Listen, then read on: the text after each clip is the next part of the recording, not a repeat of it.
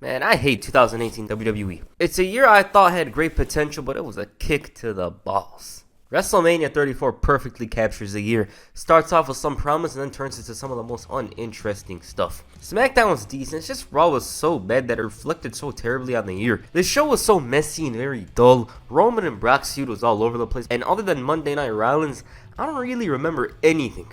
Then the summer came around and the beacon of hope, at least I thought, was near. Dean Ambrose was coming back. It had been 8 months since we seen him. Maybe now things turn around. He comes in with Seth Rollins and they reunite the Shield, which at the time felt like a way to point out, hey, Roman's got cool friends, cheer him. However, it almost seemed clear, and the reason why I'm saying almost is because WWE at the time dropped plans a lot. It seemed like the plan was for Dean to go one-on-one with his Shield brother for the Universal Championship at WrestleMania 35. But then Roman Reigns had to go away because he was diagnosed with leukemia. This was one of the saddest moments in recent memory. It was heartbreaking. At the time, Ambrose expressed disappointment with the Shield as he was frustrated with not being champion and felt that being in this brotherhood took a lot of time off his career. He went away with an injury and Seth replaced him just like that. And the reason why he was still in the Shield was because they were his brothers. Simple as that. He didn't like the way his bros joked around calling him a lunatic fringe, just laughing around feeling he's not a joke. So that's what the story was up to this point. Roman having leukemia meant the Universal Championship was vacant, and it meant that Dean Ambrose and Seth Rollins had to go on. It was an emotional night for the duo, but they still had to go out there and challenge for the tag titles. Rollins and Ambrose dedicated this match to Roman and they won them. They won the titles and the crowd was all in. They did it for their brother Roman Reigns. They're hugging, embracing, when all of a sudden Dean dropped Seth with dirty deeds, and the moment was so stunning.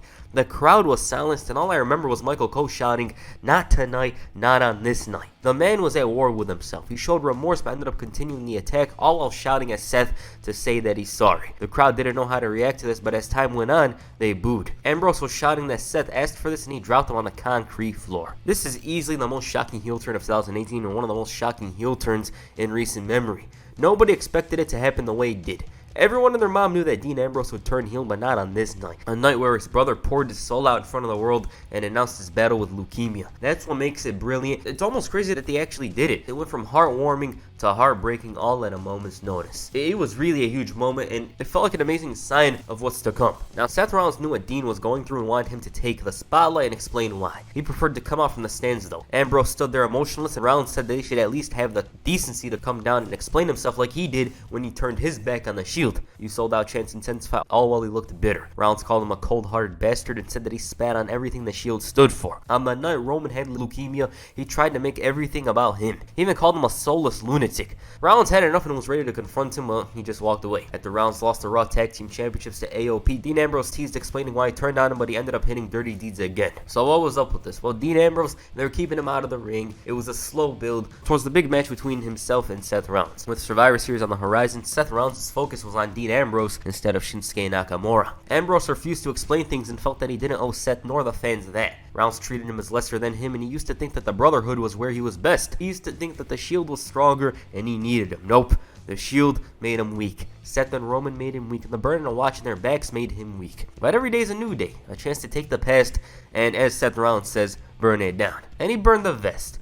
The ultimate symbol of the Shield was now ashes and char. Okay, promising start here. Ambrose was vulnerable. He had visions of a grandiose career, but back in the Shield made him believe he wasn't going to fulfill his potential. It was not only that, it was of course the fact that he felt that the Shield had committed enough sins in the past that they should pay for them. It's as simple as that. Soon enough, it was confirmed that Dean Ambrose was set to face his Shield brother Seth Rollins at TLC for the Intercontinental Championship. Rollins was looking forward to this match. He was craving it, and he also found it odd that he learned more about Dean from WWE Chronicle than he knew about him throughout their friendship, because at the time, they released this episode on Dean Ambrose where it was very emotional. It was talking about how he was about to die from a staph infection, how he loves wrestling and whatnot. He said that Ambrose didn't call him when he was in the hospital, and he didn't even know that he was getting treatment. And hearing him say love for the first time, as in Dean Ambrose loves WWE, was almost shocking to him. And if he loves it as much as he says he does, he should prove it right now. This was because Ambrose loved the idea of WWE, the fact that you could fight and settle your issues in the ring. That's basically what he loved. Ambrose said that he wasn't going out there like a lunatic and give him what he wants. He said that things changed. The Shield did a lot more harm in the 6 years they were around. He said that what goes around comes around, and all three of them are going to get what they deserve. And then he said, look at Roman. He has to answer to God. Dean was asked by Vince to say something worse than that, but nobody knows exactly what it was. As for Rollins, he has to answer to him. Then he called him to the back.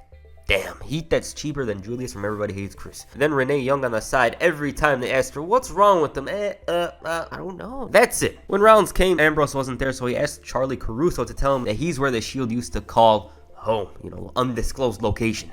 Once again, he wasn't there. And this is like those clickbait videos on YouTube, you click it, it's not what you expect it to be. Rollins was more angry over the Roman line than what Dean said about him, and oh, there he is. He was messing around. Ambrose threatened to destroy him if he's found, and then he began complaining about the smell of the fans, and there it is. It got to the point where Rollins believed Ambrose didn't want to be found, so he was like, you know what, I'm out. Of course, now he began walking around like he wanted to be found. The man was very vague about why he attacked Seth Rollins and was noticeably distracted by the smell of the crowd. He asked the crowd if they were mad that he turned down Seth Rollins and their dirty little children, and he thought it was ironic, saying that they would stab their own family in the back for money or even a free meal. Like, this is what it's come down to. I think Ambrose had an idea of the Popeyes epidemic from a year later. He was sick of the fans cheering Rollins and complained about the LA fans being dirty.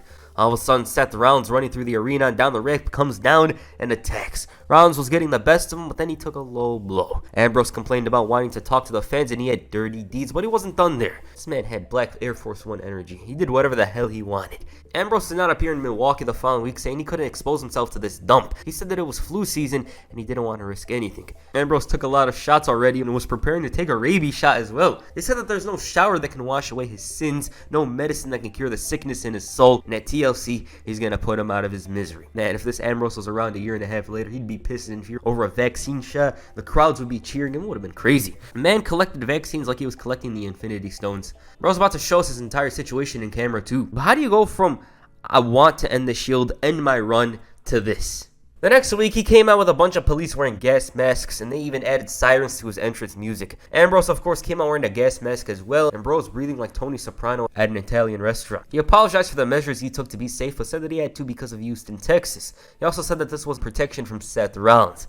Last time he was in the ring, he was attacked unprovoked. Well, actually, he admitted that he provoked him, but said that Seth was needy, just like the fans trying to get some pictures with him. Ambrose expressed frustration living with someone that just wanted his way, and he's of course describing Rollins. The Shield was something that he was proud of, but Rollins and Reigns were all about sucking up to the fans. Meanwhile, Rollins' chant intensifies, and he shouted, "Sometimes life sucks, and you don't get what you want," and they booed. Ambrose said that he was guilty of taking people at face value, but now he's proud to stand here as the moral compass of WWE. And he said that the fans didn't understand him because schools aren't too good in Houston. TLC could take the Intercontinental Championship by force, but he wanted to explain things. He said that Rollins is going to slip up, he's going to lose control of himself, his emotions, and most importantly, the Intercontinental Championship. No problem though, because the prestigious title will fall safely into his hands. Burn it down, and there he is. Rollins took advantage of the SWAT team and Ambrose. Both men had a vicious brawl in the crowd, and once again though, Ambrose took advantage with a gas mask and used it to inflict damage. He complained about Rollins wanting to be right and getting his way, and then he had dirty deeds as he's proclaiming himself to be the one that has integrity. The SWAT team threw him into the ring where Ambrose was talking and dropped him once again. Okay, despite the goofy gas mask, I like this promo. Ambrose had some real heat with the crowd. He finally explained things well, at least good enough to provide an actual explanation. And despite the gimmick, he had his way with the words here. It's hard for me to not be impressed with this promo. It's just the gas mask thing didn't belong because it made this heel run more comedic. It really overlooks the promo a bit. Later on, he told Charlie Caruso not to call him Dean and said that Seth Rollins calls himself the Architect so he could keep the spotlight on himself. Ambrose likened Rollins challenging Baron Corbin to a TLC match to ego. He said that if Rollins keeps the title, he's going to be the one to take it from him. And Charlie asked him how Roman would feel if he knew what was going on between them, and he said, "Who cares?" Rollins retained the title later that night, and the match was going to be for him. Their match at TLC was anything but interesting, which is crazy. The build despite Ambrose's goofy gas mask was heated. Some of it was of course inconsistent because of the vaccines and whatever, but there was a lot of animosity between them. The bell rings and they're out here wrestling like they never had a bond. This could be excused that they had a great match, but it was so dull and boring, which is insane, because if you asked me heading into the show what match was the most interesting to me, I would have said this. But then it happens, and it's not what everyone expected it to be. It also didn't do Dean Ambrose's heel turn favors, although that could be traced back to the vaccine incident. It was very long and drawn out, but for Ambrose, there was good, at least in storyline. He manipulated Rollins and played his emotion. This was his key to success. So now, he's the Intercontinental Champion. It's just the match is very heatless. It didn't fit the rivalry as it should have. It felt like Dean Ambrose was facing somebody like AJ Styles or John Cena. This was a guy he had so much history with, yeah, it didn't have that emotion to it. The next night on Raw, Dean Ambrose wasn't happy. Why? Because the fans were booing him. He said that they should be showing respect, and then he talked about how Seth Rollins choked and failed himself and the fans. He said that he didn't need their respect because he has this. But he wasn't done with Seth Rollins. When he's done with him, he'll have nothing left, and then he wanted him to tell everybody that the new champion is right and he's wrong.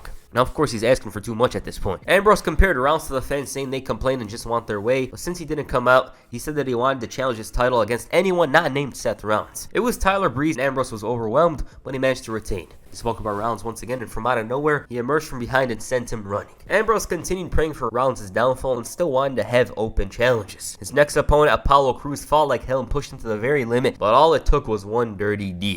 After losing a 6-man tag match to Seth Rollins, Ambrose said that he didn't like 6-man tags anyways. He said that it hurts him to beat up Seth Rollins, but he has to. Why? Because he's the moral compass of WWE, and him taking his title is bad. He said that it was going to end this tonight, and the match was going to be false count anywhere. Later that night, the match happens, and it's much better than the TLC match. The intensity was there, you can feel the fire from both men, but once again, drama that doesn't involve others hurt this match a bit. Why? Because Bobby Lashley interfered, and he cost Rollins the match and got himself a title match as well the next week. Unfortunately for Dean, he lost the title here and went on to do absolutely nothing. Lashley basically speared him to Jacksonville. Ambrose likened the MLK quote to his IC title situation, saying it's injustice he isn't champion. He admitted that 2018 wasn't his year, and he owed it to himself to win the Royal Rumble. Ambrose entered the Rumble at number 14 with a vengeance. He went straight after Rollins, but he didn't last too long, and it was Aleister Black that eliminated him. He kicked him out. He oversold it, of course, because why not? And then, from out of nowhere, WWE announced that Ambrose wasn't renewing his contract. It was pretty stunning, at least for me. Like, I know it was a rough patch, but man, I just didn't think he wanted out. But that's what taking shots in the ass and wearing gas masks does to a man. On Raw, he interrupted Seth Rollins just as he's about to announce who he's facing at WrestleMania. Ambrose reminded Rollins that this guy didn't believe in him. Unlike Triple H, he believed in him, and when they tried to take over, he was the one that tried to stop them. Triple H thought it was ironic Dean was talking about the brother route. He shouted at Triple H that this conversation does not concern him. Ambrose called Seth Rollins a kiss ass and said that he hoped he beat Brock or Daniel Bryan at WrestleMania. But at the end of the day, Seth still hasn't beaten him clean. Since Chuckles has some power, he wanted a match with Seth Rollins. Ambrose was really pressing him, asking if he needed permission from his father-in-law. Yes, he does. Chant intensifies, and he called for a referee. For all that talk, Ambrose lost, and after the match, he said that the fans shouldn't be jerks to him. Just as he's cutting a promo, Nia Jax interrupted. Why would she confront him? I don't know, but she punked Ambrose, and man, they really teased us with that Triple H promo. It was very intense, and no doubt the crowd wanted it, but from out of nowhere, it's like he's on the verge of getting jobbed out to Nia Jax. Of course, that's what it looked like at the time. So at this point, it was clear as day that Jon Moxley, Dean Ambrose, was not going to renew his contract. It was the talk of the wrestling world at this point, other than, of course, Seth Rollins winning the Royal Rumble. On a moment of bliss, Dean Ambrose confronted her. Nia Jax was offended that he interrupted her interrupt, and he claimed that Nia had a crush on him, saying that she's not the first woman to have problems dealing with his raw sexual magnetism. What the hell? Then all of a sudden, he asked Alexa, "Who's this?" She's like EC3, and he pushes his mic away. He basically jobs him out verbally and physically in a way. Ambrose embarrassed him, saying, "Where's EC1 and 2? You look like a Creed fan. Why don't you fight me?" He decided to answer by striking him, and as expected or not, EC3 managed to beat Dean Ambrose. He bounced back the following week though, but at this point they realized, hey, this heel turn was terrible. The way it was handled was not the right way. We have to do something else with him until his contract runs out. So Dean Ambrose randomly slapped Drew McIntyre in the face for wanting a match with him. McIntyre absolutely obliterated him, so he then asked Rollins, "Where were you?" He responded asking if he lost his mind, and it led to an awkwardly funny moment between the two where Ambrose basically said yes. He didn't obviously say it, but he's like, oh, whatever. One thing I should know is that Dean Ambrose the previous week wished Seth Rollins good luck for WrestleMania, and now all of a sudden he thinks they're cool. Meanwhile, Roman Reigns made his return. The love and the support the fans gave him was overwhelming. He was also looking to rebond with his old brothers. After losing to Drew McIntyre, once again the trio of doom attacked. Seth Rollins with a chair came on to top it all off. Roman was here. They cleared house, but getting the back band together was a bit of a struggle. Rollins didn't want to compromise initially, but Roman wanted the Shield one last time. So he was in. Ambrose came out, but before he could answer and say something, Elias dropped him with a guitar. By the looks of it, he didn't seem fond of a Shield reunion. Roman told him that he's got a seat right next to him in the locker room instead of hanging out in places like this. Rollins said that they're brothers, they fight, but he wanted the Shield thing one last time. Dean still didn't accept, saying he had a match, and you'd be thinking with all this talk that he'd win. But he lost to freaking Elias clean. Roman and Seth were still on him, and he turned it down again and walked away. The trio of doom came out, made jokes about this before taking a page out of their book. Ambrose at this point was at a crossroads. He didn't really want to see his Shield brothers endure this assault and return the favor from last week. Roman and Seth were all in, and all was left was Ambrose, and after a moment, he gave in and the Shield was reunited. So there it is. Dean Ambrose was no longer a heel. He ended up reforming the Shield, which is a story for another day. But Dean Ambrose's heel turn brought a significant slump in his career. The heel run started off extremely promising, beginning with the shocking moment of Ambrose turning on Rollins on the most emotional night of the Shield's run. Ambrose had some very noticeable gripes with being in the Shield. The fact that the others had titles, they're pushed and promoted hard by WWE. But then he began turning into a germaphobe who had a bigger issue with germs than Seth Rollins, who was the entire reason he turned heel. The character was dead by the beginning of the year, and losing the IC title confirmed it. The fact vaccine shots and the complaints about smells really killed his momentum, because before that, it was going fine. It wasn't the time for that, because while making this video, I was laughing my ass off over how this guy was whining about how he has to take shots. His TLC match with Seth Rollins was extremely disappointing. A match that seemed good on paper turned out to be boring and dull, but the biggest problem was the character. How do you go from I have to wash away my sins of the Shield and yours as well to damn, this city's dirty, I gotta wear a gas mask? I like the idea of Ambrose feeling he's the moral compass of the WWE, but by then it was over. The character was inconsistent. That said, I liked his promos. He said that he wasn't trying, but I certainly thought otherwise, especially during the promo where he debuted the gas mask. His Bane-esque look was nice, and I thought the gas mask was cool along with the jacket, but it's just hokey when you learn why he was wearing it. I think this run would have been better if they cut out the entire germaphobe thing and just let everyone with the I'm paying for the Shield's sins and the whole moral compass thing, because at the end of the day, his promo ability wasn't in question. The day he came out with the gas mask and trashed the audience, he cut a great promo. It's just people overlook it because of the whole character change. For Ambrose, this entire run was miserable. He was already struggling with a staph infection, then he comes in and has to deal with some odd character changes. It was really goofy, and I wish we'd seen someone else with the gas mask and germaphobe gimmick. I actually like the idea of somebody coming out saying, oh, the fans, this and that, they need to clean up, whatever. I like the idea of that, but I don't think it was Dean Ambrose was the right guy for at this point. Some say it's deep. Oh, he's wearing the gas mask and being a germaphobe because he's cleaning himself from the Shield's sins. It was very shallow when compared to this huge story in front of them with Ambrose turning his back on the Shield. He had already made up his mind early on, and the last 5 months of his career were just coasting along. It was just whatever to him, and he was looking forward. So yeah. Alright, what'd you guys think of Dean Ambrose's heel turn? Please comment down below, and that's it for this video. Make sure you hit the perfect plex on the like button, and perhaps the dirty deeds on the subscribe button. Peace. I'm out.